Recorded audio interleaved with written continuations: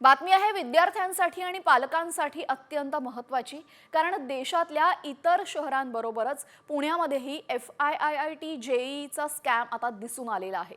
Pune Pimpri चिंचवडमधील FIITJEE coaching classes आता बंद झालेत। या कोचिंगमध्ये JEEची तयारी करण्यासाठी साधारण 300 पेक्षा जास्त विद्यार्थ्यांनी प्रवेश घेतला होता आणि त्यांच्याकडून प्रत्येक वर्षासाठी 2.5 लाख एवढी फी आकारली होती।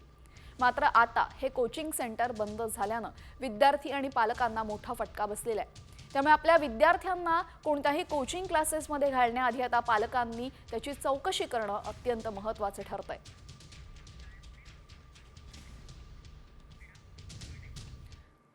तर दुसरीकडे ठाण्यात सुद्धा विद्यार्थ्यांची फसवणूक झालेली आहे। ठाण्यामध्ये 80 विद्यार्थ्यांची फसवणूक झाली असून या विद्यार्थ्यांकडून कोट्यावधींची फी घेण्यात आली होती। मात्र आता हा क्लास बंद करण्यात आलेला आहे। ठाण्यामधील विद्यार्थी आणि पालकांनी इतर ठिकाणी क्लासेस बंद असल्याने विचारपूस केली। FIIT JEE इन्स्टिट्यूटकडे केली असता त्यांनी धमकावल्याचा आरोप काही पालकांनी केलेला आहे। या प्रकरणी आता त्या इन्स्टिट्यूटच्या मुख्य संचालकांसह ठाणे शाखेचे पदाधिकारी आणि इतरांविरोधात ठाणे नगर पोलीस स्टेशनमध्ये फसवणुकीचा गुन्हा दाखल करण्यात आलेला आहे।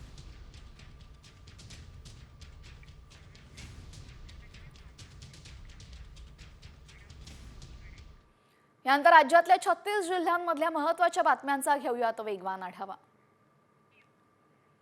अंबरनाथमधील महावितरण कर्मचाऱ्यांनी काम बंद आंदोलन केलेले। उल्हासनगरमध्ये वीज बिल थकलेल्या ग्राहकांची वीज कापण्यासाठी गेलेल्या महावितरणाच्या तंत्रज्ञानाला मारहाण करण्यात आली होती।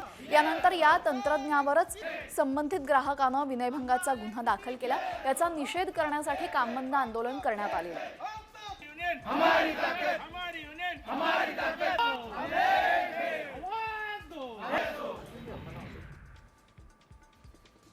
शालेय पोषण आहारासाठी वापरल्या जाणाऱ्या तांदळामध्ये उंदराच्या लेंड्या आढळून आल्यात। सांगोला तालुक्यातील कमलापूर इथं हा प्रकार घडलाय।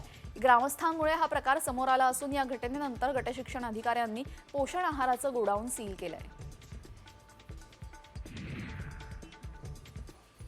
अमरावती जवळच्या रेवसा गावामध्ये श्री संत ब्रह्मचारी महाराजांचा 156वा पुण्यतिथी महोत्सव आहे। या निमित्ताने भव्य महाप्रसादाचं आयोजन करण्यात आलं। यावेळेस हजारो भाविकांनी महाप्रसादाचा लाभ घेतलाय।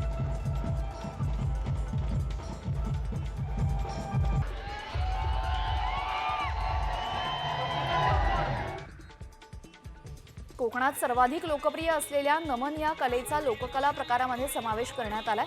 नमन महोत्सवाला शासनाकडून 35,47,000चं अनुदान जाहीर करण्यात आलंय।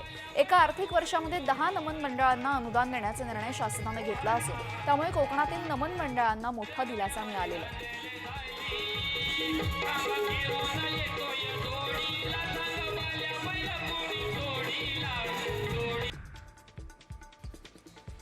सांगलीमध्ये सामाजिक संघटना आणि महापालिकेच्या सहकार्याने कृष्णामाई महोत्सवाचं आयोजन करण्यात आलं।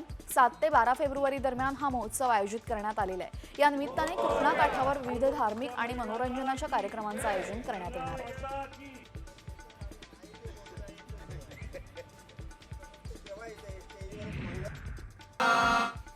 तुळजाभवानी देवीच्या तिजोरीतलं सोनं चांदी वितळण्याचा परवानगी अर्ज औरंगाबाद खंडपीठानं फेटाळलाय। मंदिर संस्थानानं या प्रकरणी सुप्रीम कोर्टामध्ये जावं असं सुचवलेलं आहे। तर विधी आणि न्याय विभागानं सोनं चांदी वितळवण्यासाठी परवानगी दिली होती। मात्र याविरोधात हिंदू जनजागरण समितीनं खंडपीठामध्ये याचिका दाखल केली।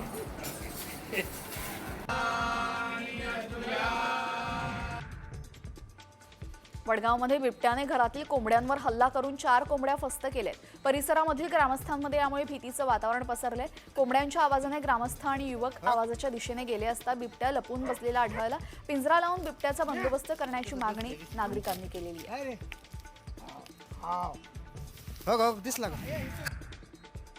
अमरावतीच्या रहाटगावमध्ये गोरक्षकांनी 4चाकी गाडी फोडलेली आहे। जनावरांची अवैध वाहतूक करून कत्तलीसाठी जनावरे घेऊन जात असताना बोनट तोडून गोरक्षकांनी कोंबून जाणाऱ्या 13 जनावरांना जीवनदान दिलेलं आहे। गाडीतून जनावरं काढत पशुवैद्यकीय रुग्णालयामध्ये त्यांना दाखल करण्यात आलं।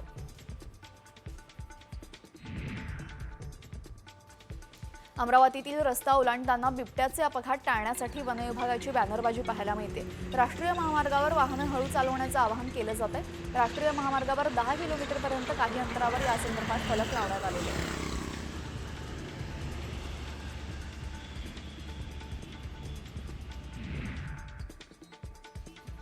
उरण तालुक्यातील चिरनेर इथं हिमालयीन ग्रिफोन गिधाड हे निपचित पडलेलं आढळून आलं। फ्रेंड्स ऑफ नेचर संस्थेच्या सदस्यांनी गिधाडाची सुखरूप सुटका केलेली आहे। या गिधाडाला उडता येत नसल्याने हे गिधाड आजारी असल्याचं कळतंय।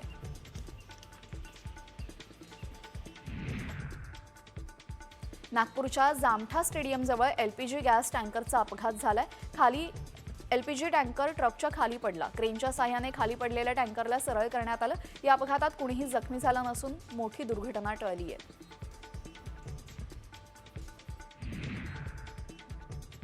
वैभववाडी गगनबावडा रस्त्यावरील जुने पूल पाडत असताना पुलावरनं जेसीबी थेट नदीपात्रात कोसळलाय। ही घटना एडगाव इथं घडली असून त्यामध्ये चालक सुदैवानं बचावलाय। सुदैवाने या अपघातातून जेसीबी चालक बचावला। त्याला किरकोळ दुखापत झाली असून त्याला ग्रामीण रुग्णालयामध्ये दाखल करण्यात आलंय। कर्जत तालुक्यातील मिरजगावमध्ये क्रांती चौकात नाशिक सोलापूर एसटीने पेट घेतलेला आहे। बसमध्ये तांत्रिक बिघाड झाल्याने अचानक पेट घेतला, तर बसने पेट घेतल्याचं लक्षात येताच चालकाने प्रवाशांना बसमधून खाली उतरवलं, तर ही बस आगीमध्ये जळून संपूर्णपणे खाक झालेली आहे।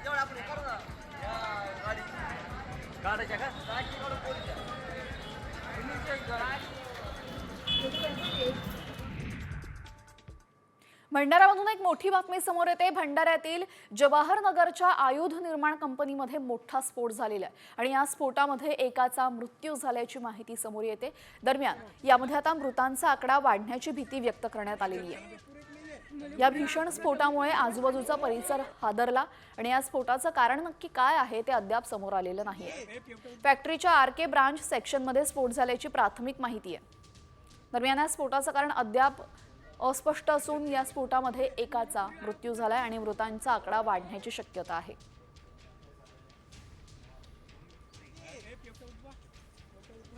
ऑर्डिनन्स फॅक्टरी जवाहरनगर जिल्हा भंडारा इथे आज सकाळी 10:30च्या सुमारास एक ब्लास्ट झालेला आहे। त्या ब्लास्टमध्ये 13 ते 14 लोक बाधित झाल्याचे दिसून येते। त्याचं सध्या आमचं बचाव कार्य या ठिकाणी सुरू आहे आणि आतापर्यंत 6 व्यक्तींना आम्ही बाहेर काढले। त्यातली एक व्यक्ती मृत आढळली आणि 5 व्यक्तींना आपण उपचारासाठी हॉस्पिटलकडे पाठवलेलं आहे। बचाव कार्य अजून चालू आहे। आणखी 7 ते 8 लोकमध्ये या डेब्रीखाली दाबले असण्याची शक्यता आहे।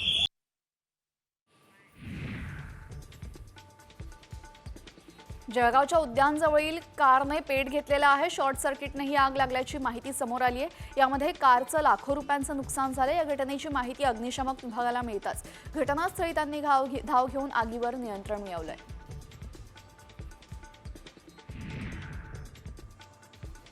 ठाण्यातील ईस्टर्न एक्सप्रेसवरील कॅडबरी नाका या ठिकाणी उड्डाण पुलावर एका 4चाकी वाहनाला आग लागली होती। मुंबईहून कल्याणच्या दिशेने जाणाऱ्या गाडीने अचानक पेट घेतल्या। सावधानता बाळगत दोघेही या गाडीबाहेर आले आणि त्यामुळे मोठा अनर्थ टळलाय।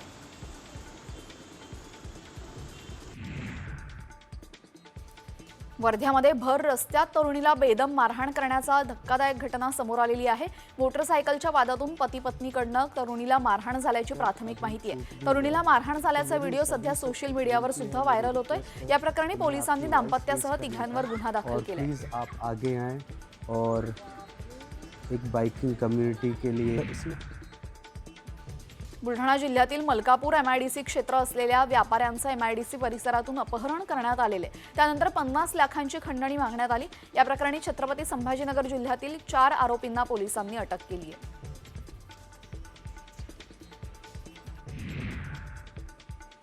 लाखो रुपयांच्या गुंतवणुकीवर मोठ्या प्रमाणात रक्कम परत करण्याचा आमिष देऊन एका बोगस कंपनीच्या 5 व्यक्तींनी 7 नागरिकांची 1,16,00,000 रुपयांची फसवणूक केलेली आहे। आरोपींच्या ताब्यातून 58,15,000 रुपये किमतीची वाहनं जप्त केली आहेत।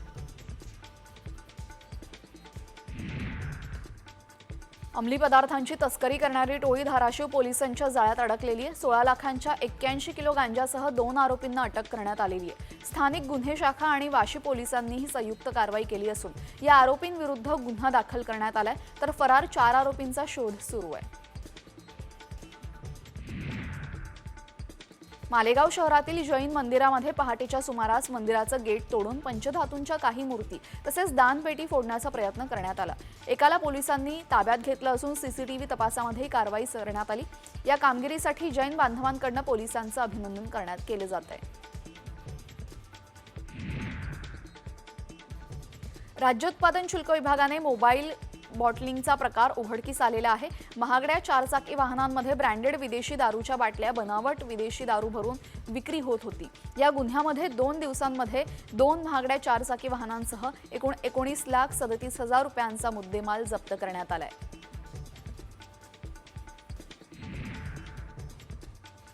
नागपुरात काल संध्याकाळी माटे चौक पेट्रोल पंपावर लुटीचा प्रयत्न झाला।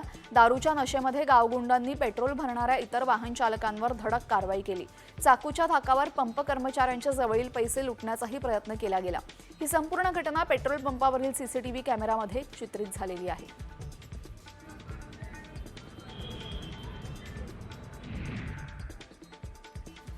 धाराशिव जिल्ह्यामध्ये चोऱ्यांचं सत्र थांबायचं नाव घेत नाहीये। अशातच तुळजापूर तालुक्यातील किलजमधील गावकऱ्यांनी चोरट्यांचा डाव हाणून पाडलेला आहे। हे चोरटे गावातील जिल्हा परिषद शाळा परिसरामध्ये चोरी करण्यासाठी दबा धरून बसले होते।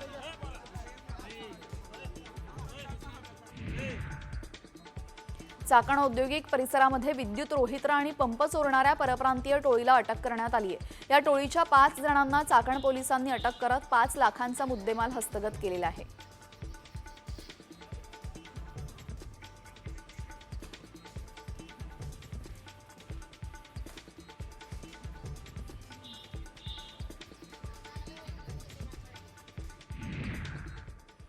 एक मोठी बातमी समोर येते। पोलिसाच्या मुलाने स्वतःवर गोळ्या झाडून आत्महत्या केलेली आहे। पोलीस हवालदार संतोष मस्के यांच्या मुलानं गोळी झाडून घेऊन आत्महत्या केलेली आहे। वडिलांच्या सर्व्हिस रिव्हॉल्व्हर मधूनच त्याने स्वतःवर गोळी झाडली। मुंबईच्या NM जोशी मार्ग हद्दीतील ही घटना असून संतोष मस्के हे SP युनिटमध्ये असून एका मोठ्या नेत्याच्या बंदोबस्तासाठी ते तैनात असतात आणि आपल्या वडिलांच्याच रिव्हॉल्व्हरमधनं त्याने स्वतःवर गोळी झाडून घेत आत्महत्या केलेली आहे।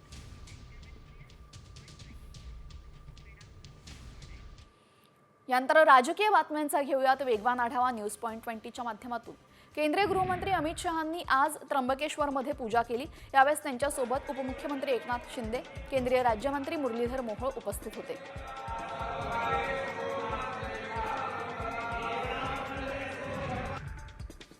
मंत्रिपद न मिळाल्यामुळे छगन भुजबळ हे गेल्या काही दिवसांपासून नाराज आहेत। दरम्यान मंत्रिपदासंदर्भात मी कुठेही जाणार नाही, अमित शहांशी राजकारणाबद्दल कोणतीही चर्चा होणार नाही आणि तशी वेळही येणार नाही अशी प्रतिक्रिया छगन भुजबळ यांनी दिली आहे। मनसे अध्यक्ष राज ठाकरेंनी नाशिक दौरा आटोपता घेतलेला आहे। 3 दिवसांच्या नाशिक दौऱ्यावर असलेले राज ठाकरे आजच मुंबईकडे रवाना होणार आहेत। काल रात्री राज ठाकरे नाशिकमध्ये पोहोचले होते। काही स्थानिक पदाधिकारी आणि नेत्यांशी चर्चा केल्यानंतर राज ठाकरे आता मुंबईकडे रवाना होत आहेत।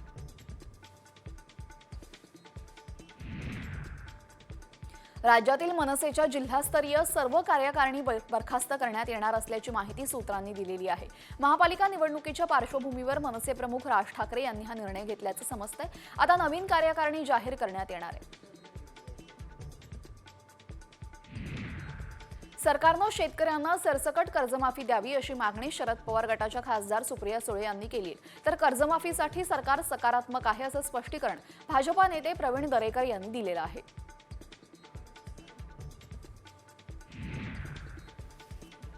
उद्धव ठाकरेंच्या एकला चलो रे नाऱ्याचा काँग्रेसकडून स्वागत करण्यात आलेले। शिवसैनिकांची इच्छा असल्यास स्वबळावर लढू असं ठाकरेंनी जाहीर केलं होतं। तर ठाकरेंच्या निर्णयाचं स्वागत असल्याची प्रतिक्रिया नाना पटोले यांनी दिली आहे। शेतकरी कर्जमाफी देण्यासंदर्भात महायुतीमध्ये मतभेद असल्याची माहिती साम टीव्हीला सूत्रांनी दिली आहे। राष्ट्रवादीनं जाहीरनाम्यामध्ये कर्जमाफीचं आश्वासन न दिल्यामुळे कर्जमाफीला विरोध असल्याचं अजित पवारांनी खासगीत सांगितल्याचं समजतंय। मात्र दुसरीकडे भाजपानं जाहीरनाम्यामध्ये कर्जमाफीचं आश्वासन दिल्यामुळे भाजपा कर्जमाफीसाठी आग्रही आहे।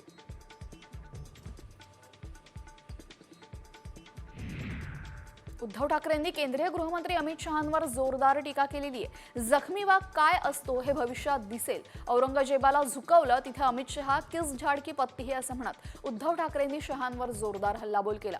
तर शहांनी सांगावं तुमची हिंदुत्वाची व्याख्या काय आहे असा सवालही ठाकरेंनी विचारलाय। उद्धव ठाकरेंना आमदार आणि खासदार सोडून जातात, मात्र त्यांना जाग येत नाही. त्यांचं नेतृत्व कुणालाही मान्य नाही. ठाकरेंनी काल अमित शहांवर केलेल्या टीकेला भाजपा प्रदेशाध्यक्ष चंद्रशेखर बावनकुळे यांनी प्रत्युत्तर दिलेलं आहे. त्यावरनं राऊतांनी पलटवार करत बावनकुळेंना महसूल मंत्रीपद दिलं. हा गुन्हा असल्याचं राऊत म्हणतात. शिवसेना विरुद्ध राष्ट्रवादी वाद आता विकोपाला जाण्याची शक्यता आहे. आमदार महेंद्र थोरवे यांनी तटकरे यांना खडे बोल सुनावलेत. आमदार महेंद्र थोरवे यांनी तटकरे यांना औरंगजेबाची उपमा देत बेईमान बादशाह म्हणून उल्लेख केलेला आहे. आता यावर तटकरे काय उत्तर देतात हे पाहणं महत्त्वाचं ठरेल.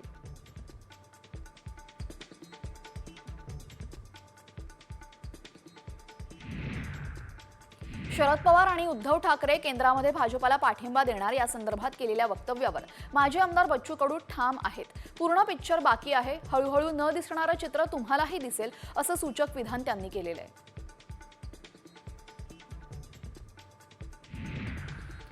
सिंधुदुर्गमधील कुडाळ नगरपंचायत नगर अध्यक्षपदाच्या निवडणुकीमध्ये भाजपाचा मोठा विजय झालेला आहे. कुडाळ नगराध्यक्षपदी भाजपाच्या प्राजक्त बांदेकर यांची निवड झाली.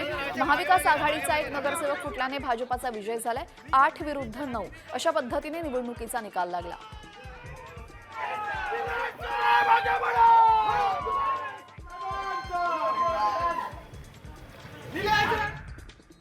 यानंतर बातमी आहे वाल्मिक कराड संदर्भात. वाल्मिक कराडनं पुण्यामध्ये सरेंडर केलं. मात्र सरेंडर होण्याआधी कराड नक्की कुठे होता? त्यानं बीडमधून पुण्यापर्यंत प्रवास केला तरी कसा? कराड पोलिसांना न सापडण्याचं नक्की कारण काय आहे? पाहूयात यावरचा हा स्पेशल रिपोर्ट. सरेंडर आधी कराड कुठे होता?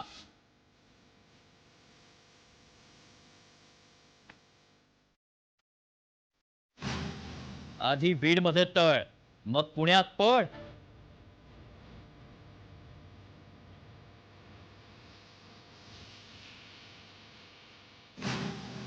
सीसीटीव्ही फुटेज मधून धक्कादायक माहिती उघड.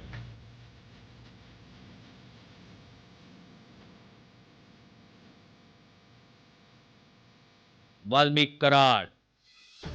सरपंच संतोष देशमुख हत्या प्रकरणात मकोका लावलेला हाच तो संशयित आरोपी. तब्बल 22 दिवस सीआयडी आणि पोलीस यंत्रणेला झुंजवत ठेवणारा आरोपी. मात्र हाच वाल्मिक कराड 31 डिसेंबरला सकाळी 10:55 फिल्मी स्टाईलनं थेट पुण्यात सीआयडी ऑफिसमध्ये शरण येतो. मात्र शरण येण्याआधी वाल्मिक बीडमध्ये तळ ठोकून होता हे आता स्पष्ट झालंय. कारण 30 डिसेंबरच्या मध्यरात्री कराड बीडमधून पुण्याला जात असतानाचे सीसीटीव्ही फुटेज समोर आलेत. काळ्या काचा असलेल्या 3 आलिशान गाड्यांचा ताफा घेऊन कराड बीडमधून थेट पुण्यात पोहोचतो आणि त्याची खबरही कराडला पकडण्यासाठी जंग पछाडणाऱ्या बीड पोलिसांना लागत नाही. मात्र कराड बीडवरून पुण्याला कसा पोहोचला पाहूया. 30 डिसेंबर रात्री 1:07. ठिकाण मांजरसुंबा पेट्रोल पंप. शरण येण्याच्या आधीच्या रात्री 1:07 कराडनं गाडीत पेट्रोल भरलं. यावेळी त्याच्या गाडीसोबत एक काळी आणि एक पांढरी स्कॉर्पिओ होती. रात्री 1:15 पेट्रोल भरल्यानंतर कराड आणि त्याचे साथीदार एका हॉटेलमध्ये जेवण करतात. रात्री 1:36 जेवणानंतर कराडचा ताफा बीड धाराशिव मार्गावरच्या पारगाव टोलवरून जातो. हाच मार्ग पुढे सोलापूर धुळे राष्ट्रीय महामार्गाला जाऊन मिळतो.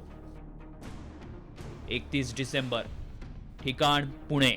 सकाळी 10:55 वाल्मिक कराड सीआयडीला शरण जाण्यापूर्वी एक व्हिडिओ सोशल मीडियावर पोस्ट करतो. ठिकाण पुणे सीआयडी ऑफिस. त्यानंतर पुढच्या 5 मिनिटातच कराड फिल्मी स्टाईलनं सरेंडर करतो. वाल्मिक कराड बीडमध्ये खुलेआम फिरत असतानाही पोलिसांना सुगावा न लागल्याबद्दल सामाजिक कार्यकर्त्या अंजली दमान यांनी आश्चर्य व्यक्त केलं. तर धनंजय देशमुख यांनीही पोलिसांवर संशय व्यक्त केलाय. येताना इतक्या वाजता ते एका टोलवर होते, त्याचं देखील छायाचित्र येतं. हे सगळं एका पत्रकाराला कळतं आणि यंत्रणेला कळू नये म्हणजे याला काय बोलावं अशी स्थिती झाली आहे. म्हणून खरा तपास जर व्हायचा असेल तर तो जिल्ह्याबाहेरच होऊ शकेल. आपल्या जिल्ह्यामध्ये टोल नाके आहेत, हॉटेल आहेत, सार्वजनिक ठिकाणं आहेत. तिथले CCTVचे फुटेज तुमच्याकडे आलेत का? कारण असं दिसतं ह्या कालच्या सोशल मीडियातल्या फुटेजवरून की आरोपी सगळे जिल्ह्यातच होते. वाल्मिकनं फिल्मी स्टाईलनं सरेंडर केलं. ती गाडी शिवलिंग मोराळेच्या नावावर आहे. याच गाडीनं कराड राज्यभर हिंडला. एवढंच नाही तर सरेंडर होण्यापूर्वी कराड बीडमध्ये तळ ठोकून होता. तो बीडमधून पुण्याला गेला. त्याचे सीसीटीव्ही सध्या समोर आले. मात्र पोलिसांनी कराडचा माग काढताना सीसीटीव्ही तपासले नव्हते का? कराडला पोलिसांचं अभय होतं का? याबरोबरच बीडमध्ये सरेंडर होणं शक्य असताना कराड पुण्यात शरण का आला? असे अनेक प्रश्न अजूनही अनुत्तरित आहेत. ब्युरो रिपोर्ट, साम टीव्ही.